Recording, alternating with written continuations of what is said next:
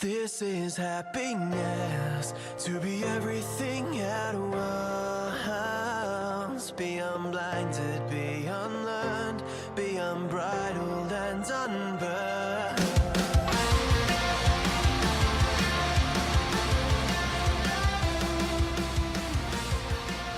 Hey guys, welcome back to a brand new episode of Mood Prep. My name is Dave Nixon, and today we continue on with, I'm calling retro.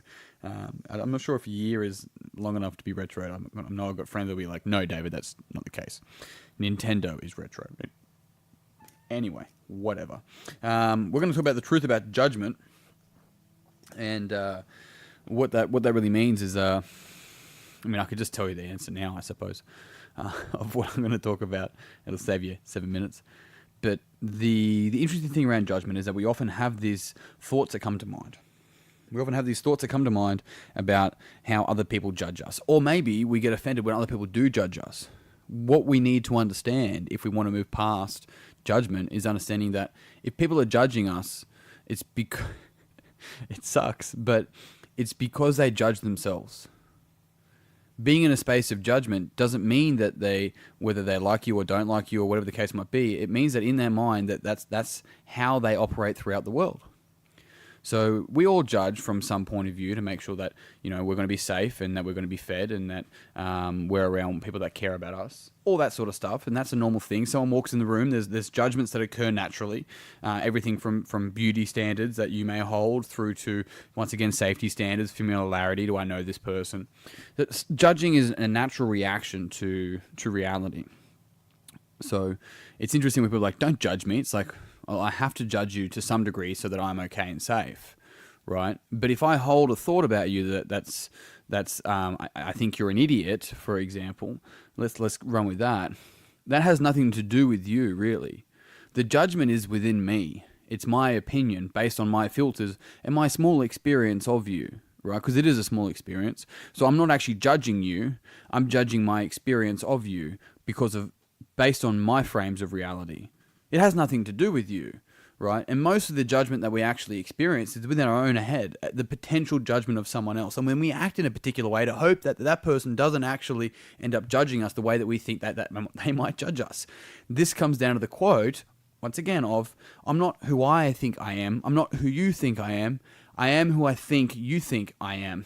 And then I behave in that way, which means I'm never behaving to my truth. I'm behaving in a way to hope that you will like me, which is still a fucking judgment, hey? Because we don't realize that compliments are judgments.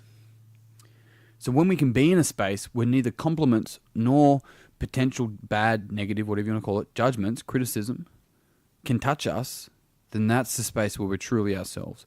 We can hear it, we can test it, we go, okay, is that information that's useful for me? Yes or no? Just because someone thinks something of you doesn't make it true, right? That's a fucking powerful thing. Think about this. If someone's like, you're a fucking dickhead, it's like, okay. It's like, I don't need your approval to think whether I am a dickhead or not. Like, if that's your experience of me, sure, no problem. That's your experience of me. I can respect that. And if we have to work together, then maybe it's worth figuring a way out to not think that. But fuck it, my life is not devoted on changing your mind. Especially because there's so many people out there who are hell-bent on not having their minds changed. And so you're going to spend and waste all this time about someone's filtered opinion of you. That's not even, they're not even wanting to change their mind. So we've got to be in this space if we want to move past judgment. To first catch ourselves, right? These filters come up and go, oh my God, is that person actually wearing that? Because that's how we talk to ourselves. I can't fucking wear that. What will other people think of me? Catch that. Catch that fucking bullshit, because it's not you. That isn't you. It's a critical voice that you learnt somewhere that isn't you. And it's not resourceful for you. When you fucking know it, it's painful. Right? And you got to make a decision about what you want to do with that voice. And if you don't want to get rid of it, then fucking keep it. Right? But it's like having a fucking bitchy friend around you all the time. If you've done the Enneagram, it can often be the person that's leans into the reformer, the type 1s, because they know how things should be. And you're not it, hey, so you have to keep reforming until you're perfect, and it never quite get there. So you judge. and you judge yourself and you judge everyone else. But the person who's in the space of just no judgment just doesn't care. The person could rock up wherever they go in pajamas. Now, is there standards in there? That's another conversation. But the key message here is being in this understanding that most people's judgment that we have, that we go through pain about, is not even occurring. And it's also mostly an opinion, right? Because most people's judgment that we think about is actually judgment of ourselves in the face of someone else. So now we're responding to something that's never even going to be happening or thinking or anything. And so as long as we do that, we're responding to a false reality that isn't occurring in order to hope to get an approval or feel good about something that won't ever occur. It's like, how much of our life do we waste doing this? Or how much of our life do we now have to waste moving forward? And so the powerful thing with all of this is to be able to be like, have the ability to step into the space of just catching our own judgment. Because if you move out of judgment, now when I say this, it's like judging the safe thing and all like, I spoke about, like, that's going to happen. That's fine. What I'm getting at here is the judging, the critical judging, the narcissism within that, like all of that. And if you want to move past all of that, it's catching it. Because if I don't judge people and someone goes to judge me, I don't give a fuck. They're like, well, you shouldn't do that. It's like, says who? It's like, well, actually, not even doesn't matter who says who. I don't care. It doesn't hurt anyone. Well, it could, blah, blah, blah. It's like, if you're going to educate me and show me something that I'm not seeing, more than happy for it. But if there's going to be a judgment, you're best off telling someone else, because I don't care. And so it doesn't mean that I don't care anyone else's opinion. I really care about other people's opinion. It's more so I don't put more value on it than what I think. It's about seeing all of the filters, all of the resources, all of the judgments, and be able to see it objectively, to see if it's resourceful for supporting you in your growth, whatever the fuck that looks like for you. Because that's the only judgment that matters, right? So if you're out of line somewhere and this person's got your best interest at heart because the intention behind it is so crucial, sure, that makes sense.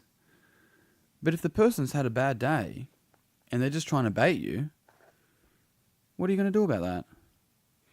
So the judgment here, the truth, what they don't tell you about judgment is that most of it's made up in your head and it never happens. The other part is often out of a place of pain because no one ever hurts someone from a place of happiness. Right? Think back to the quote of hurt people hurt people. If someone's critically judging you, it's because their pain is spilling over. Right? Now, sometimes you might be an asshole, and every now and again you probably need a bit of vinegar thrown in your face, right? Probably, hopefully not physically, no pepper spray required, but you know what I'm talking about as an analogy. And maybe that's worth listening to, but still take it in. Take the external referencing from that person and pass it on to yourself and check it within your resources. Does the person have my best interest at heart? Maybe go out on a limb, maybe a bit of trust in yourself to trust them. But outside of all of that, have it pay attention to what your growth is and see if you're trying to get approval from somebody who doesn't want the best for you. And what the fuck's going on there, hey? It's worth thinking about. That's a whole nother conversation. Something that I can't answer in 8 or 9 minutes for a large population. On that note, team, I'm done. Thank you very much for tuning in. If you found this podcast beneficial, it would mean the world to me if you'd pass it on to someone else that you think would also find it beneficial. If you haven't already, jump on Facebook, search Mood Prep Online, join the conversation there. It's free. Love to see you in there. And once again, find me on Instagram. I put up a daily video of a summary of these podcasts anyway, so I'd love to see you on there. Commenting and sharing. It's at DDNix. Until tomorrow, you guys know the deal. Peace and pizza. Kick today in the dick and slay the dragon. I'll see you soon. To be everything at once, be unblinded, be unlearned, be unbridled and undone.